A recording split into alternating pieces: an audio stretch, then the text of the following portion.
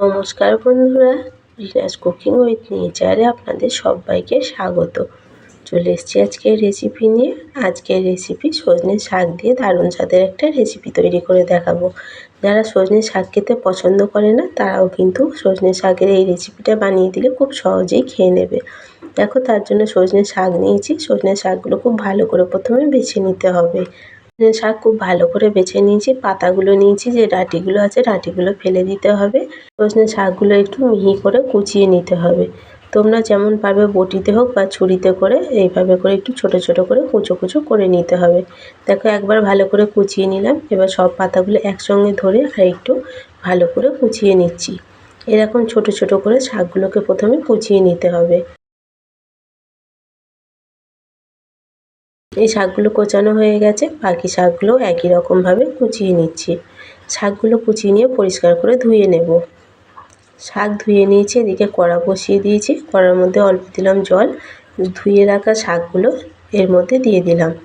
দিয়ে শাকটা একটু ঢাকা দিয়ে 5 মিনিট ভালো করে সেদ্ধ করে নিতে হবে। সজনে শাক একটু সেদ্ধ হতে দেরি হয়, 5 মিনিট সময় নিয়ে সেদ্ধ করে নিতে হবে। শাক সেদ্ধ হয়ে গেছে, শাকটা এবার জল থেকে তুলে ছেঁকে নিতে হবে। শাক জল থেকে তুলে ছেঁকে নিচ্ছি। কড়া ধুয়ে পরিষ্কার করে নিয়ে কড়ার মধ্যে বেশ খানিকটা দিলাম সর্ষের তেল।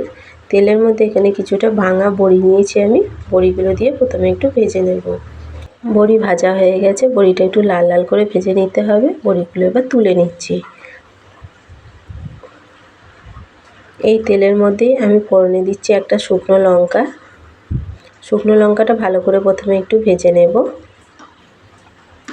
শুকনো লঙ্কাটা ভাজা হয়ে গেলে এখানে কিছুটা পেঁয়াজ কুচিয়ে নিয়েছি আর নিয়েছি বেশ কিছুটা রসুন কুচি। প্রথমে রসুন কুচিটা ফোড়নে দিয়ে দিলাম। রসুন কুচিটা দিয়ে একটু হালকা করে ভেজে নিতে হবে। রসুন কুচিটা হালকা করে ভেজে নিয়েছি। এবার কেটে রাখা পেঁয়াজগুলোও দিয়ে দিচ্ছি। পেঁয়াজটা দিয়েও একটু হালকা করে ভেজে নেব। যারা সজনে শাক খেতে পছন্দ করে না, এইভাবে ভাজা করে দিলে খুব সহজেই তারা খেয়ে নেবে। আর গরম ভাতের সঙ্গে খেতে এটা দুর্দান্ত লাগে। দেখো, পেঁয়াজ ভাজা হয়ে গেছে। এখানে কিছুটা আলু কেটে নিয়েছি। একটা আলুকে এইভাবে ছোট ছোট চৌকো করে কেটে নিয়েছি। আলুগুলো তেলের মধ্যে দিয়ে আলুগুলোও একটু ভেজে নিতে হবে।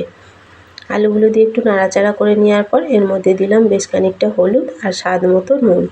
নুন আর হলুদ দিয়ে আলুগুলো প্রথমে একটু ভালো করে ভেজে নিতে হবে। আলুগুলো এমনভাবে ভাজতে হবে যেন আলুগুলো সেদ্ধ হয়ে যায়। দেখো, ঢাকা দিয়ে ঢাকা খুলে আলুগুলো এইভাবে করে ভেজে নিয়েছি। আলুটা ভাজা হয়ে গেছে। দেখো, আলু কেটে যাচ্ছে, আলুটা সেদ্ধও হয়ে গেছে। এই আলুর মধ্যে সেদ্ধ করে রাখা শাকটা দিয়ে দিলাম। শাকটা দিয়ে আলুর সঙ্গে একটু ভালো করে ভাজা ভাজা করে নিতে হবে। শাকটা দিয়ে একটু ভাজা ভাজা করে নিচ্ছি আর খুন্তি করে এইভাবে করে একটু ছড়িয়ে ছড়িয়ে দিতে হবে।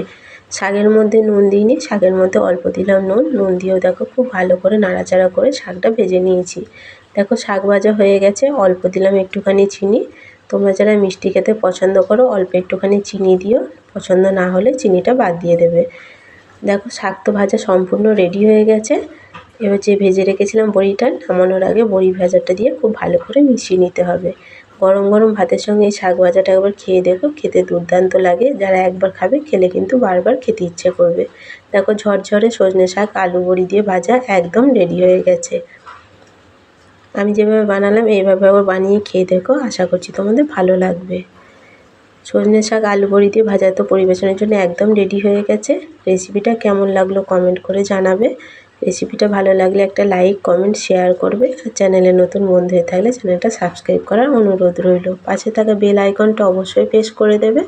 আমার চ্যানেলে নিত্য নতুন ভিডিও আপলোড করলে ভিডিও নোটিফিকেশন সবার আগে তোমাদের কাছে পৌঁছে যাবে। ফিরে আসবো আবার অন্য কোনো রেসিপি নিয়ে। সম্পূর্ণ ভিডিওটা দেখার জন্য অসংখ্য ধন্যবাদ।